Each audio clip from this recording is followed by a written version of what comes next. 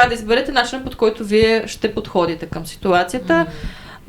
Аз лично, естествено е, че предпочитам да бъда винаги честна, много ми е трудно. Няма да лъжа, че по някой път правя някаква благородна лъжа, с идеята, че знам, че по някакъв начин това нещо ще спаси от среща човека. Говоря не за любовни взаимоотношения, между другото тук. Говоря за друг тип взаимоотношения.